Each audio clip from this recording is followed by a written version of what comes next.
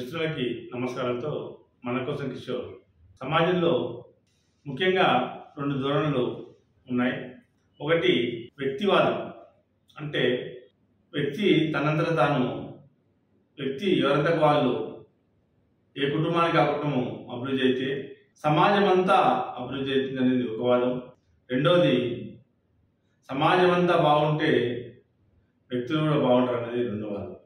అసలు వ్యక్తి బాగుంటే మొత్తం సమాజం బాగుంటారనే కాన్సెప్ట్లో కొంచెం చర్చ చేద్దాం.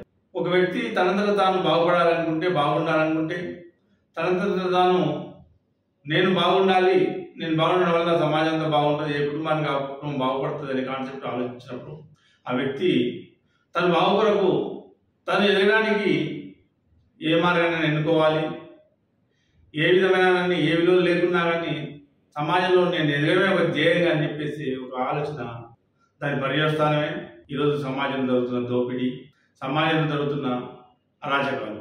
దోపిడీ సంబంధించి శ్రమ దోపిడీ కావచ్చు, మార్కెట్ దోపిడీ కావచ్చు, ఇంకా వేరే వేరే దోపిడీలు. వాడికి ఎదగాలనే కోరికే తప్ప సమాజం పట్ల బాధ్యత ఉండదు. తను ఎదగడానికి స్మగ్లింగ్ ఎన్నుకుంటాడు, కల్తీ వ్యాపారాలను ఎన్నుకుంటాడు. ఎంతమంది రైతుల జీవితాలు నాశనమైనా కల్తీ విత్తనాలు అమ్మడానికి తయారవుతాడు. ఎంతమంది ఈరోజు ముఖ్యంగా మన రాష్ట్రంలో ముఖ్యంగా రగులుతున్న సమస్య డ్రగ్స్ వ్యాపారం చేస్తే ఎక్కువ డబ్బులు వస్తాయి, మద్యం వ్యాపారం చేస్తే, కల్తీ మద్యం వ్యాపారం చేస్తే ఎక్కువ డబ్బులు వస్తాయి, ఇంకా ఎదగొచ్చు. దాని కొరకు వాడు ప్రయత్నాలు చేస్తూ ఉంటాడు. ఒక కోటని తయారు చేసుకుంటాడు, వాళ్ళని మేపుతాడు, బలపడతాడు, రేపు రాజకీయాలకు వస్తాడు. రాజకీయాలకు ఎదిగే ఆర్థికంగా ఉన్న ఈ బలంగా ఉన్న ప్రజాస్వామ్యాన్ని అపహాస్యం చేస్తున్న ఈ ధనస్వామ్య రాజకీయాలు ఎదుగుతున్న వాళ్ళంతా ఇట్లాంటి ఆలోచనలతో ఉన్న వాళ్ళే. ఈ ఆలోచన పెరిగేదానికి దీని మూలం వ్యక్తివాదం. ఈ వ్యక్తివాదాన్ని సపోర్ట్ చేస్తుంది ఆర్ఎస్ఎస్ సిద్ధాంతం. ఆర్ఎస్ఎస్ సిద్ధాంతం నమ్మే వాళ్ళు చాలా మంది, కొంతమంది బాగా ఉంటారు, కొన్ని విలువలు కట్టుబడి ఉంటారు, వాళ్ళని అభినందిద్దాం.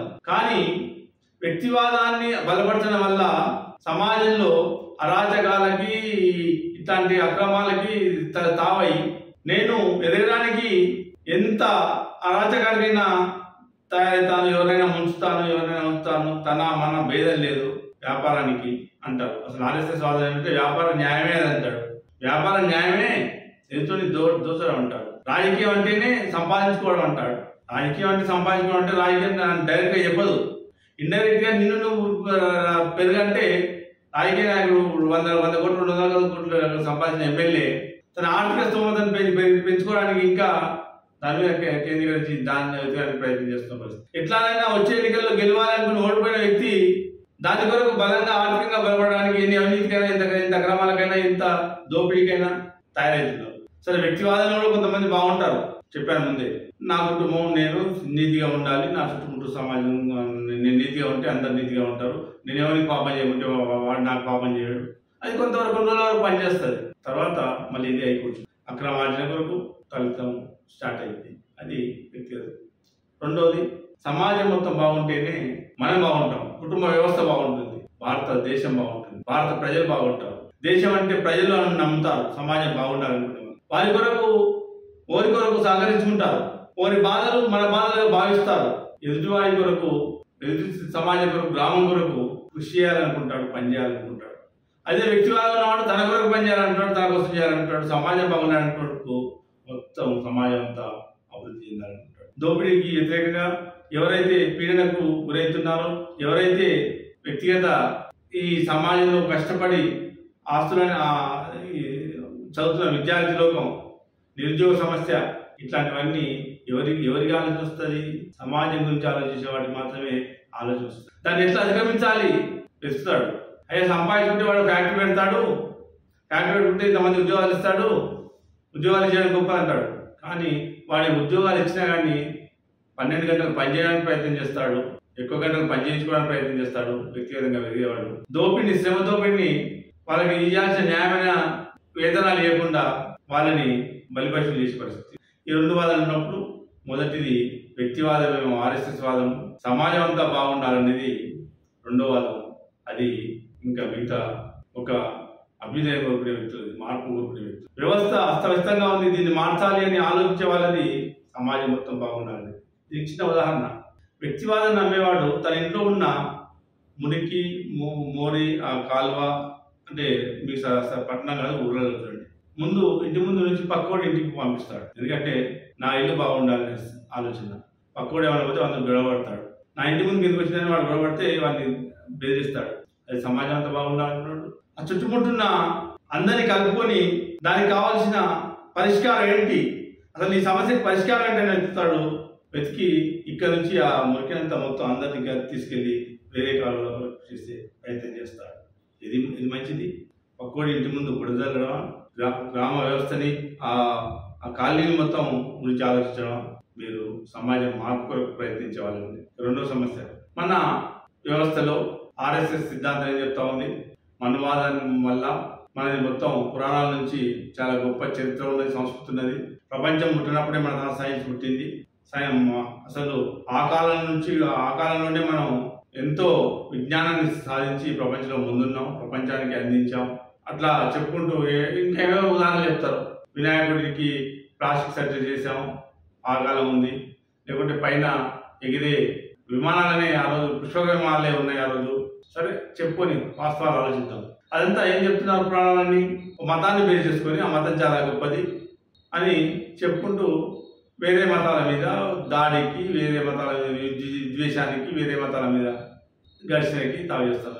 దాని పర్యవస్థానం, దాని ఆలోచన ఏంది, మొత్తం కొత్త వాళ్ళ ఆధీనంలో ఉండే దాని కొరకు ప్రయత్నం చేశారు, కొంతవరకు అయ్యారు. ఆర్ఎస్ఎస్ ఈ విధంగా విచ్చలవిడిగా దేశాన్ని మొత్తం విచ్ఛిన్నం చేసి కొంత అభివృద్ధి అంటే వాళ్ళ వాళ్ళ వాళ్ళ వాళ్ళ విధానాన్ని, వాళ్ళ లక్ష్యానికి అభివృద్ధి అయ్యి దేశాన్ని మొత్తం దోపిడీ చేస్తారు. అసలు మతం ఎన్ని సంవత్సరాల క్రితం పుట్టింది? మతం కొన్ని వందల సంవత్సరాల క్రితం పుట్టింది కదా. ఆ రోజున్న మత ఆలోచనలకి, ఆ రోజున్న ఆలోచనల ప్రకారం మంచి ఇప్పుడున్న సమాజానికి కంటే కొంచెం మెరుగు కావడానికి ప్రయత్నం చేస్తూ వాళ్ళ సంప్రదాయాలు కూడా అందులో కలిపి తెలివైన వాళ్ళు సృష్టించిందే మతం. అది ఏ మతమైనా కావచ్చు. రెండు చిన్న ఉదాహరణతో నేను దాన్ని, భూమి బల్లపరుపుగా ఉందని చెప్పేసి అన్ని మతాలు ఆ రోజు నుంచి చెప్తా ఉన్నాయి. అది క్రిస్టియన్ మతం కావచ్చు, హిందూ మతం కావచ్చు, మన ముస్లిం ఇస్లామిక్ కావచ్చు. భూమి బల్లపరుపుగా ఉందని నమ్మిన మత ఆలోచనలన్నీ కూడా ఆ రోజు ఉన్న సైన్స్ ప్రకారం అదే కరెక్ట్ అనుకున్నారు, దాన్ని నమ్మారు. ఈరోజు అది తప్పని జరిగిపోయింది. భూమి గుండ్రంగా ఉంది, భూమి సూర్యుని చుట్టూ తిరుగుతుంది, దానివల్ల రాత్రి పగలు ఏర్పడతా ఉన్నాయి, అందరికి తెలుసు. కానీ మళ్ళీ ఆ రోజు చెప్పిన మతాన్ని నమ్ముతున్నాం, ఆ రోజు చెప్పిన ఆచారాన్ని కరెక్ట్ అంటున్నాం, దాని కొరకే భక్తి చేస్తున్నాం. దాని కొరకే భక్తి కొంతమందికి అవసరం. ఎవరికి అవసరం? తన మీద తన నమ్మకం లేని వాడికి, తన మీద తన పూర్తి విశ్వాసం లేని వాడికి, తన బాధలను తీర్చుకోవడానికి తనకు విశ్వాసం లేనప్పుడు ఏదో ఒక నా భారాన్ని తీర్చాల్సింది ఏదో ఉంది, ఇంకేదో ఉంది, ఏదో దైవం కావచ్చు, లేకుంటే ఇంకోటి కావచ్చు, ఇంకోటి కావచ్చు, ఏదో ఉంది అని నమ్మేవాళ్ళు తమ భారం వాళ్ళ మీద దాని మీద వేసినట్టుగా మర్చిపోయి కొంచెం రిలాక్స్ అయ్యి మళ్ళీ ఉదయం లేచి పనికి వెళ్తాడు. దానివల్ల కొంచెం పని బాగా చేస్తాడు. అక్కడ దానివల్ల కాదు, ఆ భారం అక్కడ వేయడం వల్ల ఈయన కొత్త ఆలోచనలు వస్తాయి, కొత్తగా కొంత రిలాక్స్ అవుతాడు, కొంత పనిలో మెరుగవుతుంది, కొంత అభివృద్ధిగా కనిపిస్తుంది. వాళ్ళ వరకు అవసరం. కానీ ఆలోచించినప్పుడు ఆ రోజు మన దేశంలో హిందూ మతం అధికంగా ఉంది కాబట్టి మనం కూడా ఆ పరిసరాలు పెరిగాం కాబట్టి కొన్ని విషయాలు. హిందూ మతంలో సతీ సహగమనం ఉంది, భర్త చనిపోతే భార్య చంపిన చరిత్ర గతంలో ఉంది. ఈరోజు అది తప్పని మనం అందరం అంటున్నాం. కానీ అదే మతాన్ని పాటిస్తూ ఉన్నాం, అదే ఆలోచనలు పాటిస్తూ ఉన్నాం. అదొకటే కాదు, వ్యవస్థలో చాలా ఎన్నిక తీసుకుపోవడానికి మను సిద్ధాంతం ప్రకారం ఏమంటున్నారు, చాతుర్వర్ణ వ్యవస్థ అంటున్నారు. అయితే చాతుర్వర్ణ వ్యవస్థ గురించి ఆర్ఎస్ఎస్ ని మతాన్ని నమ్మే వాళ్ళకి చాలా మంది తక్కువ తెలుసు. ఎందుకంటే వాళ్ళు దాని గురించి స్టడీ చేయలేదు, వాళ్ళకి తెలియదు కూడా తెలియదు. వీళ్ళు ఏం చెప్తారు, రాజ్యాంగాన్ని మార్చాలి, మన హిందూ ధర్మాన్ని కాపాడుకునే మనవాదం తీసుకురావాలంటాడు. ఇంక హిందూ మతమే తెలుస్తుంది, మనవాదంలో ఏముందో సామాన్యుడికి అర్థం కాలేదు. కొంతమంది మీద వాళ్ళకి కొన్ని రాజకీయాలు అర్థం చేసుకున్న వాళ్ళకి, కొన్ని చదివిన వాళ్ళకి మనవాదం అంటే ఇంత నీచమైంది, ఇంత పరిస్థితి అనేది అర్థమైంది. అసలు మనవాదం ప్రకారం ఏంటి, చాతుర్వర్ణ వ్యవస్థ. బ్రాహ్మణులు తలలో నుంచి వచ్చారని, క్షత్రియులు భుజాల నుంచి వచ్చారని, ఇంకా వైశ్యులు ఇంకో దగ్గర నుంచి వచ్చారని, పాదాల నుంచి శూద్రులు వచ్చారని. ఈ ఉపకులాలన్నీ శూద్రులన్నీ అందరూ, రెడ్డిలు, కమ్మాలు, మిగతా వాళ్ళందరూ కూడా పాదాల నుంచి వచ్చారనేది ఒక ఆలోచన. వాళ్ళు చెప్తా ఉన్నారు. వాళ్ళు ఏమంటారు, ఆ రోజు వచ్చారంటారు. ఏ రోజైనా ఎక్కడైనా తలలో నుంచి పుట్టే పరిస్థితి ఉందా? వాస్తవం ఆలోచించండి. మనువాదం అంటే ఈ చాతుర్వర్ణ వ్యవస్థ, ఈ వ్యవస్థ ఉండాలి, కులాలు ఇట్లాగే ఉండాలి, కుల వ్యవస్థ ఇట్లాగే ఉండాలి, కుల వ్యవస్థ ఉండడం వల్లనే మన ధర్మం జయిస్తుంది అని చెప్పేసి ఆర్ఎస్ఎస్ చెప్తా ఉంది. కుల వ్యవస్థ ఉండడం వల్ల ఎవరికి లాభం? పెట్టుబడిదారుడికి లాభం. మనం చెప్పామే, వ్యక్తివాదంతో వచ్చిన రాజకీయాలకు వస్తున్న వ్యక్తులకి లాభం, బడా పెట్టుబడిదారులుగా వెతికిన వాళ్ళకి లాభం. ఎందుకంటే శ్రామికులంతా ఐక్యం కాకుండా కులాన్ని కట్టొస్తుంది. కుల సంఘాలు బాగా పెరుగుతున్నాయి. అందరు ఎవరైతే మా కులం అని ఈరోజు బాగా అనుకుంటున్నారు. మా వాడు, మా బంధువు, మా కులం ఒకటే. ఆ కులంలో ఎవరికి అవకాశాలు వస్తున్నాయి? ఆ కుల సంఘం దేని కొరకు ఉపయోగపడుతుంది? కొన్ని ఏదో ఒక కులం అని చెప్పి పెళ్లిలో పిలిస్తే 500 ఇచ్చిపోతాడేమో కానీ వాడికి రాజకీయంగా ఉపయోగపడుతున్నాయి కులాలు. ఎవరైతే రాజకీయంగా దోపిడీ చేయాలనుకుంటున్నాడో, డబ్బు ఖర్చు పెట్టాలనుకున్నాడో, డబ్బు ఎలక్షన్లో ఖర్చు పెట్టడానికి ఒక వేదిక అయింది. కుల సంఘానికి ఇచ్చేస్తే మొత్తం పంపిణీ అయిపోద్ది. ఆ కుల నాయకుడికి అది ఒక ఆదాయ వనరు అయింది. ఇన్ని రోజులు కులాన్ని పోయించేందుకు నాకు ఆదాయం కావాలి, నేను కూడా ఒక పెరగాలి, ఎందుకంటే వ్యవస్థలో పెరగాలనే ఆలోచనని కొంతమందిని సృష్టిస్తూ కొంతమందికి ఉపయోగపడుతుంది కుల వ్యవస్థ. కులాలు ఎక్కడి నుంచి వచ్చినాయి? కులాలు అంటే ఏంటి? వాళ్ళ వ్యక్తిగత వాళ్ళు చేస్తున్న పనిని బట్టి, వృత్తిని బట్టి కులాలు వచ్చినాయి. వృత్తిని బట్టి కులాలు వచ్చినాయి. చాకలంటే బట్టలు ఉతికేవాళ్ళు, రెడ్డి అంటే ఇంకోటి వ్యాపారం అంటే వైశ్యులు, ఇంకోరు వ్యవసాయస్తులు, ఇంకోరు కుమ్మర్ అంటే కుండలు ఇష్టాయన, చెప్పులు కుట్టాయన అంటే మాదిగ. ఇవి కదా వచ్చినాయి. ఈరోజు కుల వ్యవస్థ అట్లాగే ఉందా? కుల వ్యవస్థలో మార్పులు వచ్చాయి, వృత్తులలో మార్పులు వచ్చాయి. ఏ వృత్తినైనా ఎవరైనా చేపడుతున్నారు. చెప్పులు కుట్టే షాప్ పెట్టిన వ్యక్తి కూడా, చెప్పులు కుట్టే షాప్ పెట్టిన వ్యక్తి ఈరోజు రెడ్డి కమ్మ కులస్తుల నుంచి కూడా వచ్చారు చెప్పుల షాపులు. అదేవిధంగా వ్యవసాయం అన్ని కులాల వాళ్ళు వ్యవసాయం చేస్తూ ఉన్నారు. లాండ్రీ షాపులు అన్ని కులాల వాళ్ళు పెడతా ఉన్నారు. మరి కుల వ్యవస్థ ఇలాగే ఉండాలా? ఆర్ఎస్ఎస్ ఇలాగే ఉండాలంటుంది. వృత్తిని బట్టి కులం వచ్చినప్పుడు కుల వ్యవస్థ ధ్వంసమైనట్టుగా. ఆ ధ్వంసం కావడం వల్ల వ్యవస్థకి ధ్వంసమైన కొత్త రూపంలో కూటములుగా ఏర్పడడానికి మాత్రం ఉపయోగపడుతుంది. దానివల్ల సమాజానికి నష్టం. శ్రమ చేసేటోడు అందరూ ఒకటే. ఏ శ్రమ చేసినా శ్రామికులంతా ఒకటి. వాళ్ళ ఐక్యం కాకుండా ఉండడానికి ఈ కులం ఒక ఆయుధంగా పనిచేస్తూ ఉంది. ఈరోజు రైతులంతా ఐక్యం కావాలి చెప్తా ఉన్నాం. రైతు సంఘంగా బాగుపడాలంటున్నాం. రైతులందరూ గుర్తుపెడితే దానికి అధ్యక్షుడు ఎవరు ఉండాలి? మా కులం ఉండాలా, మా కులం ఉండాలి. గిట్టుబాటు ధరల సమస్య, లేకుంటే కూలీగా మన పురుగు మందులు వారికి కల్తీలకు వ్యతిరేకంగా వాటి కొరకు పనిచేసిన రైతులందరూ కులాల పేరుతో వేయబడుతున్నారు. అది ఒక ఉదాహరణ. కులం ఐక్యం కానియదు, ఒక పనిచేస్తున్న వాళ్ళని ఐక్యం కానియదు. అది వ్యవస్థకు నష్టం.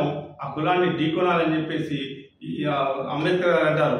కులం అనేది ఈరోజు మనం ఎదుర్కోకుంటే, నాశనం చేయకుంటే, రేపు విప్లవం వచ్చిన తర్వాత కూడా ఆ కులాన్ని మనకు అడ్డుగా నిలుస్తుంది. అప్పుడైనా మనం ఎదుర్కోకుండా ఉండలేమని, ఎదుర్కోకపోతే సాధించలేమని మన అనుకున్న లక్ష్యాలని. ఆర్ఎస్ఎస్ వాదం విచ్ఛిన్నకరం, అభివృద్ధికి విరుద్ధం. కొంతమంది వ్యక్తులకు లాభం అయ్యేది, కొన్ని వ్యవస్థలకు మాత్రమే లాభం అయ్యేది. ఇప్పుడు వర్ణ వ్యవస్థకు సంబంధించిన కొన్ని విషయాలు చెప్పాము మనం. తల నుంచి కొందరు వచ్చారు, తొడల నుంచి భుజాల నుంచి కొందరు వచ్చారు, తొడల నుంచి కొందరు వచ్చారు, పాదాల నుంచి కొందరు వచ్చారు అని చెప్తా ఉంది వర్ణ వ్యవస్థ. అది సహజంగా ఆలోచించండి. 5వ క్లాసులో కానీ 10th క్లాస్లో కానీ చెప్తాడు తల్లి గర్భం నుంచి సహజంగా వస్తామని. కానీ ఈరోజు వీళ్ళు చెప్తున్నట్టుగా, ఆర్ఎస్ఎస్ చెప్తున్నట్టుగా ఇదంతా ఒక భ్రమలా కల్పించి వచ్చేసి ఒక విడగొట్టడానికి చేసిన మనువాదం. దాన్ని ఇప్పుడు రాజ్యాంగంగా కూడా కావాలని చెప్పేసి వాళ్ళు అంటున్నారు. సహజంగా పుట్టాలని చెప్పే వాదం గొప్పదా? పాదాల నుంచి శూద్రులు, తల నుంచి బ్రాహ్మణులు వచ్చిందని చెప్పే వాదం గొప్పదా? వాస్తవానికి ఏది వాస్తవం? ఆ వాస్తవానికి దగ్గరగా ఉండండి. ఈ ఆర్ఎస్ఎస్ చెప్పినట్టుగా తల నుంచి, పాదాల నుంచి, తొడల నుంచి, భుజాల నుంచి వచ్చామని చెప్పుకుంటున్నారు. వీళ్ళందరినీ ఎవరైతే నమ్ముతున్నారో వాళ్ళంతా ఆర్ఎస్ఎస్ వైపు ఉండండి, వాళ్ళ సిద్ధాంతాన్ని నమ్మండి. కానీ సహజంగా తల్లి గర్భం నుంచి, మన్మాంగళం నుంచి వచ్చామని ప్రజలంతా సమాజ మార్పు కొరకు వారికి దూరంగా ఉండి కొత్త సమాజం కొరకు ఆలోచించాలని చెప్తూ ముగిస్తాము.